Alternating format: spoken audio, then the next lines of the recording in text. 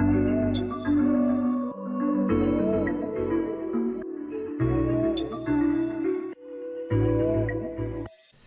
this video I will explain how you can mask the video.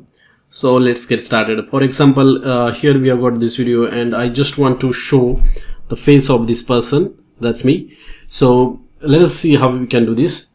What you have to do is just click on this particular video and then go to effect controls. So you can see this effect controls panel over here.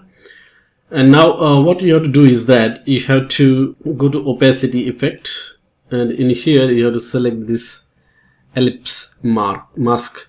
So just click on that and you can see that the mask is already applied, and you can modify this obviously. So just expand it as per your requirement like this. That's it. And as you can see, only certain portion of that video is visible, and you can also invert this. Basically when you invert, what will happen is that this portion will not be visible but rest of the video will be visible. So I'm just gonna click on inverted and you can see the rest of this video is visible. So that is what this inverted setting is all about. That's it. It's very simple to mask the videos in Adobe Premiere Pro. Thank you for watching.